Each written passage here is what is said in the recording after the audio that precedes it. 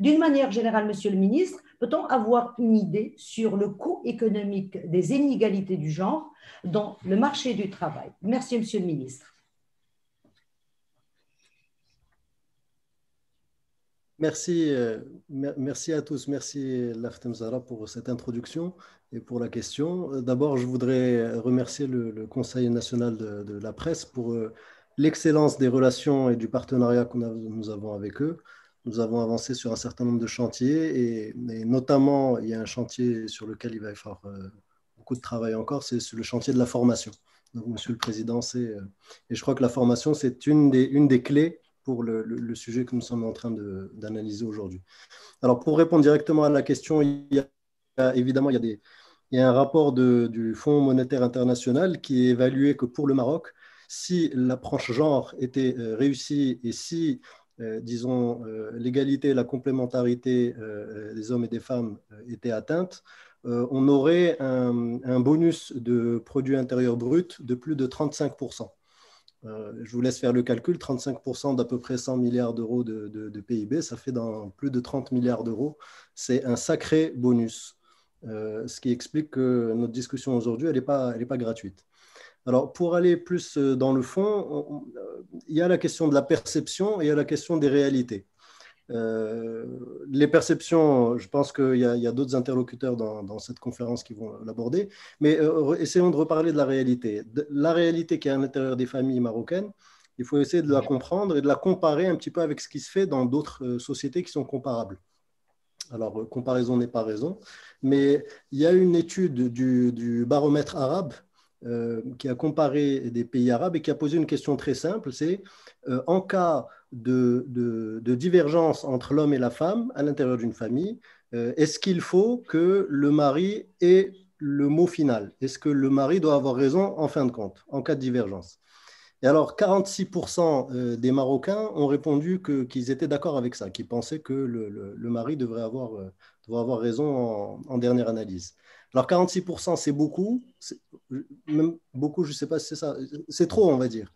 Mais si vous le comparez avec d'autres pays et d'autres sociétés comparables, vous voyez qu'on est en fait tout en bas du tableau. Vous avez le Soudan, où le chiffre est à 74%, à comparer à 46% du Maroc. Vous avez même un pays voisin, l'Algérie, qui est à 71%. Donc, ça signifie qu'au Maroc, on a une société avec un substrat culturel qui est prêt à réceptionner cette approche genre et qui est prêt à s'investir dans ces notions-là. Maintenant, on peut essayer de regarder quel est le coût d'opportunité de cette absence d'équité. Je crois que les chiffres du ministère de l'Éducation nationale font paraître que dans les taux de réussite au baccalauréat, et je parle toutes branches confondues, je crois que les résultats des filles sont 10 points supérieurs à ceux des garçons. C'est-à-dire que les garçons ont un taux de réussite au bac, je crois qu'en 2019, c'était de l'ordre de 66-67%, et les filles sont à 76%. Donc, il y a quelque chose qui se joue dans la société avec ce transfert de capital humain vers la partie féminine, vers la moitié féminine de la société. Et le problème, c'est que ce transfert de capital humain vers les femmes s'accompagne en même temps d'un retrait de ces femmes du marché du travail. Ce qui, en fait, du point de vue économique, équivaut à un suicide. Parce que si vous éduquez de plus en plus les femmes, mais qu'en même temps, vous ne faites rien pour enrayer le fait qu'elles sortent, qu'elles se retirent du marché du travail de façon croissante, ça s'appelle un suicide économique. Donc, il faut absolument réagir. Et je crois que notre pays a pris quelques mesures en la matière. Mais il faut bien comprendre quel est l'enjeu. L'enjeu, c'est que la transformation de la structure de la force de travail au Maroc dans les 30 prochaines années, quelle est la problématique? La problématique, c'est qu'on a des hommes vieux, moins bien formés, qui vont partir à la retraite et qu'on va remplacer par des jeunes filles plus jeunes et mieux formées. Donc, c'est ça l'enjeu de la société du Maroc en 2030-2050. Donc, pour y arriver, il y a un certain nombre de choses qu'il faut faire pour d'abord favoriser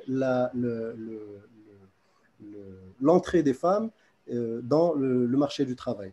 Alors, parmi les idées reçues aussi qui sont intéressantes à analyser, c'est que pour ce qui concerne les NEET, c'est-à-dire les jeunes qui ne sont ni en emploi, ni en formation, ni en stage, on a cette idée un peu Solana Matea que les NEET, ce sont en général des jeunes garçons adossés à des murs en milieu urbain.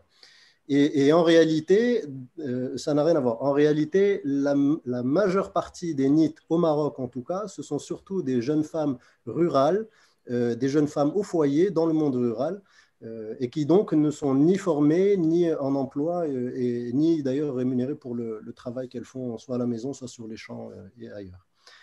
Donc, voilà les termes du débat. Il y a un problème en milieu rural, il y a un problème en milieu urbain, et puis il y a cette perspective 2030-2050. Alors maintenant, il y a des aggravations dans chaque cas. Par exemple, dans le milieu urbain, d'après les derniers chiffres du HCP qui sont parus, je crois, il y a quelques semaines, le taux de célibat urbain pour les femmes est passé de 1% à 8%. Ce qui est une évolution importante, même si le chiffre reste bas. Et donc, il faut qu'on tire toutes les leçons de ces évolutions-là qui sont nouvelles au milieu urbain. Il y a, alors, toujours les questions de la parité ou de l'équité entre les sexes.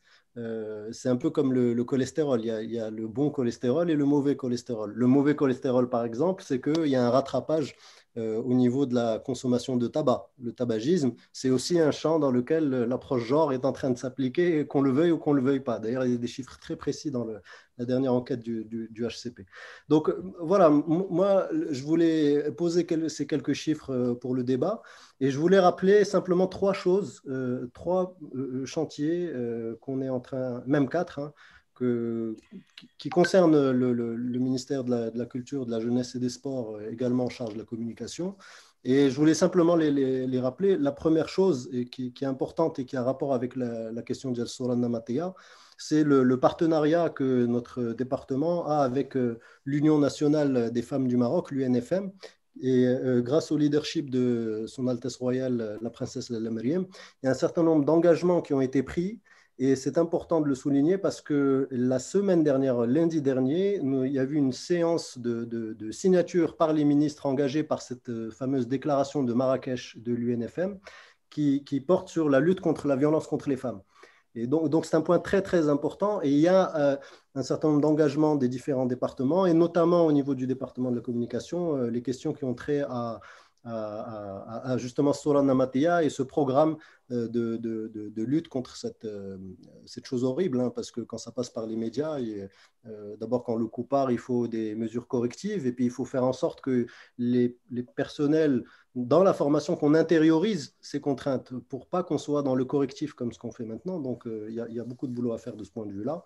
Et je compte d'ailleurs sur notre travail avec le CNP qui est très encourageant sur le plan de la formation pour qu'on puisse avancer dans ce sens. La deuxième chose importante à mon sens et que je voulais vous partager avec vous, c'est que je vous ai parlé des NEET dans le monde rural. Et vous savez qu'au ministère de la Jeunesse, nous avons un certain nombre des foyers féminins. Alors, ces foyers féminins sont en général dans le milieu rural et dans le milieu périurbain. Ils sont des foyers dans lesquels les femmes, les jeunes femmes en particulier, viennent apprendre un certain nombre de professions, apprendre à avoir des activités génératrices de revenus. Et justement, on en profite pour les sensibiliser, alors que ce soit à la lutte contre la violence contre les femmes, aux droits des femmes. On essaie de les sensibiliser également dans ce contexte, de les former à ne pas rester simplement dans les métiers traditionnels, s'ouvrir aussi sur les métiers de la digitalisation. Donc, il y a beaucoup de choses qui pourraient se faire de façon plus efficace dans ces foyers féminins. Et nous avons un chantier justement au ministère de la Jeunesse pour connecter les foyers féminins du Maroc à la fibre optique de façon à ce qu'ils aient accès à une connexion haut débit. Et de façon à ce qu'on puisse passer à l'échelle supérieure en termes de formation. Parce que vous savez, quand vous avez du matériel de formation, si vous disposez d'une connexion haut débit, ça vous permet notamment de bénéficier de toutes les formations qui sont sur YouTube, de tous les MOOC, etc., et des formations à distance. Donc, c'est important d'avoir des connexions haut débit dans ces foyers féminins. La deuxième chose dont je voulais parler, c'était un projet qui est à l'étude au ministère de la Jeunesse, qui est celui des crèches. Alors, nous avons au Maroc un réseau d'à peu près 500 crèches privées et un réseau d'à peu près 400 crèches publiques qui sont sous la tutelle du ministère de la Jeunesse. Il y a également des crèches sous la tutelle du ministère de la Solidarité et de la Famille pour les enfants abandonnés dans les hôpitaux, etc. Et puis, il y a des jardins d'enfants. Mais l'idée, c'est qu'au total, le nombre de places de crèches au Maroc, publiques ou privées, on n'est pas au-dessus de 40 000, 50 000 places de crèches au Maroc, ce qui est absolument une goutte d'eau dans la mer.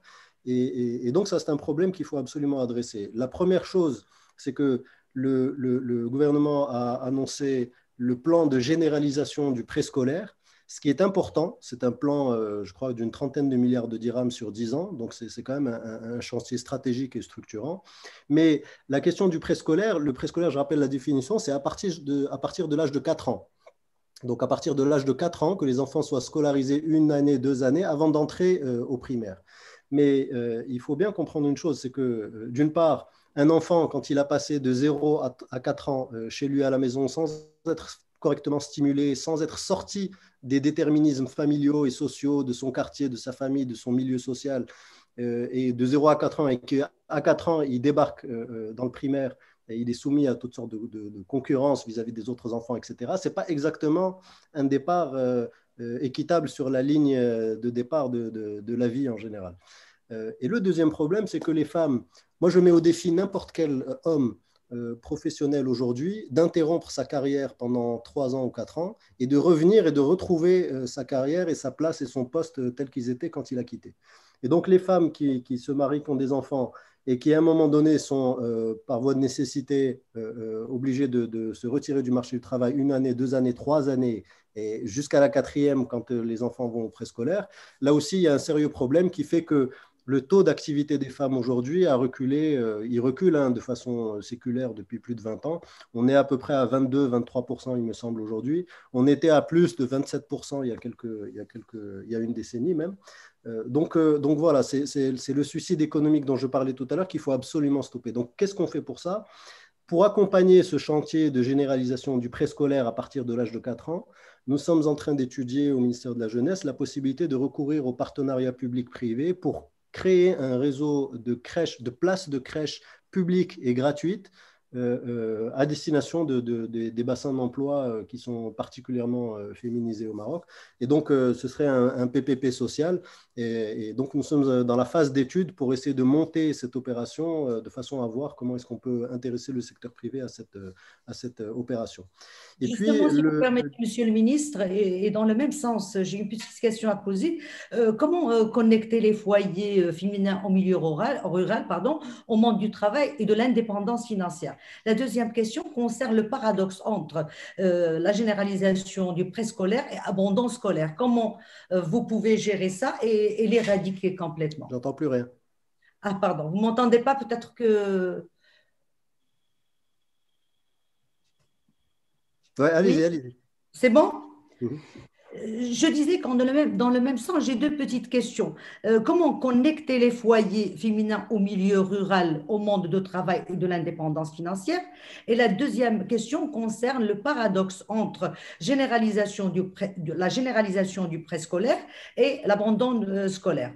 Comment vous pouvez gérer ça et l'éradiquer complètement? Il y a un Alors, il n'est problème pas de temps? question d'éradiquer quoi que ce soit. Vous m'entendez? Oui, oui, là, je vous Donc, je entends. Oui. disais, l'idée, c'est pas d'éradiquer, l'idée, c'est d'améliorer. Et en fait, pour améliorer les choses, on a besoin d'indicateurs. On ne peut pas améliorer ce qu'on ne sait pas mesurer. Donc, il faut déjà qu'on puisse mesurer ces éléments-là et ensuite les améliorer dans le temps. Pour répondre à la question sur les foyers féminins, l'idée, c'est qu'une fois qu'ils sont connectés à Internet avec un débit suffisamment intéressant, ça va nous permettre non seulement de faire des formations distancielles à partir du central. Donc, d'abord, il y a un élément d'équité entre tous les foyers féminins, parce que tous les foyers féminins ne sont pas au même niveau d'accès.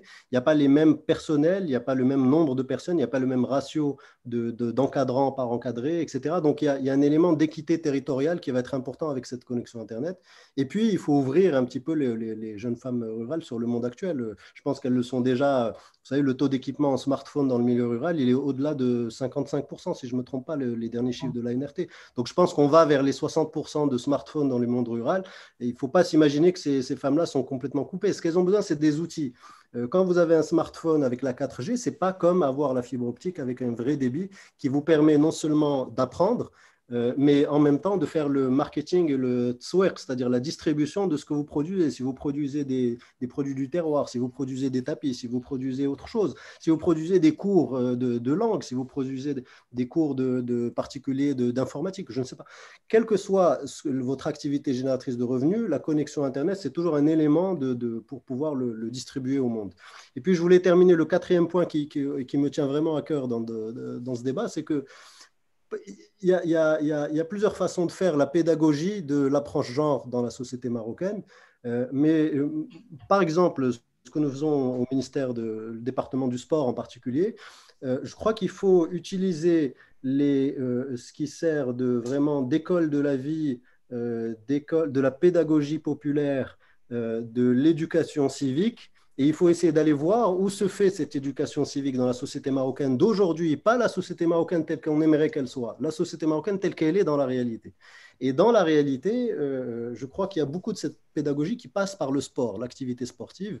Et donc, nous avons signé, le ministère de la Culture, de la Jeunesse et des Sports, nous avons signé une convention avec la Fédération royale marocaine de football pour un financement de 150 millions de dirhams par an en faveur du football féminin. Et là, ça veut dire quoi le football féminin? Ça veut dire que non seulement les filles jouent avec les garçons ou les jouent entre elles, mais également on fait tout un travail de pédagogie vis-à-vis des parents pour expliquer qu'il est sécure et qu'il est safe d'envoyer les enfants à l'entraînement, de leur permettre de faire partie d'une équipe, de faire partie de la vie des associations sportives, mais également une approche vis-à-vis des coachs sportifs pour qu'ils donnent un égal accès à leurs ressources, à leur temps, etc., aux filles et aux garçons. Et je crois que la Fédération royale marocaine de football a un plan extrêmement ambitieux en la matière. Il suffit de voir les personnels qu'ils ont engagés, les entraîneurs, les directeurs techniques, etc., et tous les experts qui sont mobilisés pour ce plan pour le football féminin. Je crois que c'est très important. Et quand on rentre avec cette clé du football, cette clé de l'activité sportive, je pense qu'on peut arriver à des résultats importants en matière de ce qu'on disait tout à l'heure, c'est-à-dire l'image des femmes. Je veux bien savoir quelle sera l'image des femmes chez un jeune qui vient de sortir d'un match de foot où il s'est fait battre par une équipe féminine. Ça m'intéresserait de savoir comment il se sentira après le match. Donc, je crois que c'est cette transformation qu'on cherche à créer dans la société marocaine, mais qui ne soit pas une transformation imposée. C'est une transformation qui va se faire parce que nous avons le substrat culturel qu'il faut pour y aller. Donc, voilà, c'est à peu près les idées que je voulais développer. Je vous remercie pour l'invitation et pour les questions. Et puis, je vous souhaite un excellent débat pour la journée. Merci beaucoup, Monsieur le ministre.